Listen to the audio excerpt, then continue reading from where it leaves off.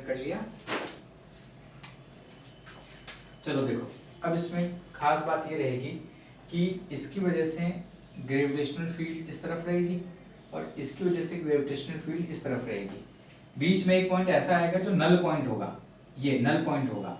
अगर ये वाला मास नल पॉइंट को क्रॉस कर लेगा तो ये अपने आप इसको इस तरफ खींच लेगा। अगर ये वाला मास यहाँ कहीं आकर रुक गया तो ये वापस इसको अपने तरफ खींच लेगा। तो इस तरह के केसेस में कोशिश करनी चाहिए कि अपन किसी तरह से नल पॉइंट को क्रॉस करा दें। अगर ये नल पॉइंट को इसको जहां पर ग्रेविटेशनल फील्ड 0 इसको क्रॉस कर लेगा तो अपने आप ही इस तरफ चला जाएगा। तो ये पॉइंट पहले कैलकुलेट करना पड़ेगा। तो इसको ये पॉइंट ए मानते हैं, नल पॉइंट बी मानते हैं और ये पॉइंट सी मानते हैं। यहाँ पर इसकी वजह से ग्रेविटेशनल फील्ड ये कितनी आएगी, जी एम बाई ये डिस्टेंस यहाँ से यहाँ तक मान लेते हैं, इसके सेंटर से यहाँ तक के डिस्टेंस को मानते हैं x। तो G M by X square is balanced by G 4m by 16r minus X का स्क्वायर। इसको सिंप्लीफाई करो तो यहाँ पर आएगा 16r minus X equal to 2x, x equal to 16r by 3। तो ये पॉइंट बी हो गया 16r बाई 3।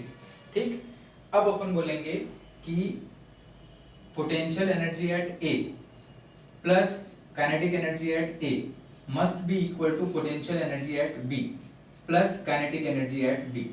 बी पर जस्ट पहुंच के रुक जाए तो बी पर काइनेटिक एनर्जी अपन 0 मान लेंगे। तो इस मास की यहाँ पर potential energy plus kinetic energy must be equal to यहाँ पर इसकी पोटेंशियल एनर्जी।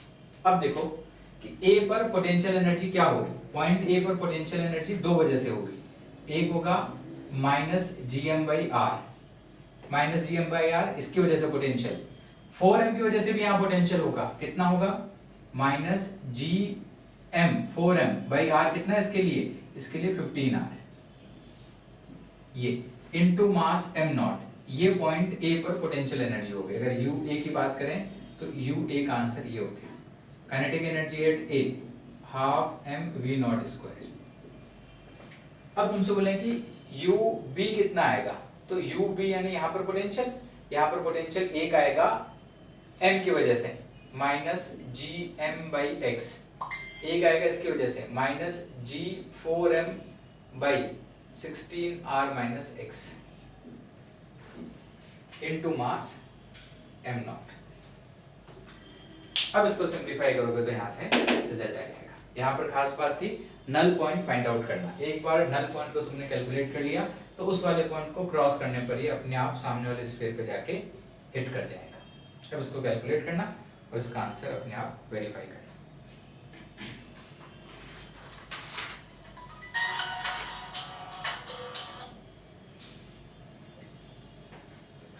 आगे देखो,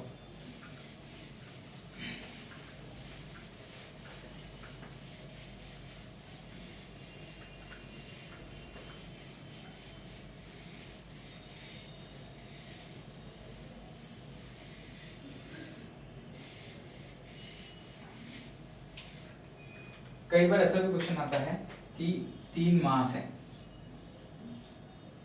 ये कोई ज्योमेट्री बना रहे हैं, शेप ट्रायंगुलर हो सकती है, स्क्वायर शेप हो सकता है, कुछ भी हो सकता है, ये है और तीनों मास इक्वल है, सिमेट्री है और इस पूरे सिस्टम को ओमेगा स्पीड से घुमा दिया। तीनों मास हैं और तीनों मास को अपन ओमेगा स्पीड से घुमा देते हैं। तो ध्यान से देखो, अगर इस मास को अपन देखें,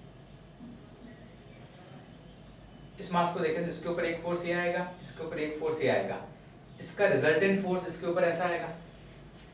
अब अगर ये सर्कुलर मोशन कर रहा है, ये इस सेंटर के अबाउट ये सर्कुलर मोशन कर रहा है इस तरह से, ये, और इसकी स्पीड अपन v माने तो क्या बोल सकते हैं, m v स्क्वायर बाई ये डिस्टेंस x मान लो, x equal to f net बोल सकते हैं ना। ये अपने क्वेश्चन स्टार्टिंग में भी क्या था, याद आ गया, स्क्वायर शेप के लिए क्या था। तो इसके ऊपर जो भी नेट फोर्स आएगा, इसके ऊपर देखें तो इसके ऊपर एक फोर्स इधर आएगा, एक फोर्स इधर आएगा, रिजल्टेंट फोर्स इस डायरेक्शन में आएगा। इस फोर्स को m omega square x balance करेगा। ये डिस्टेंस x मान लें तो m ओमेगा स्क्वायर x इसको बैलेंस आउट करेगा। तो इस तरह से अगर 3 मास हैं और तीनों मास एक दूसरे के फोर्स के इफेक्ट में है और ओमेगा स्पीड से घूम रहा है, कहीं कुछ कनेक्शन नहीं है, कोई एक्स्ट्रा फोर्स नहीं है। तो तीन मास ग्रेविटेशनल फोर्सेस के इफेक्ट में ट्रायंगुलर शेप में ओमेगा स्पीड से अपने आप ही इस तरह से अपने घुमा के सिस्टम को रिलीज कर दिया।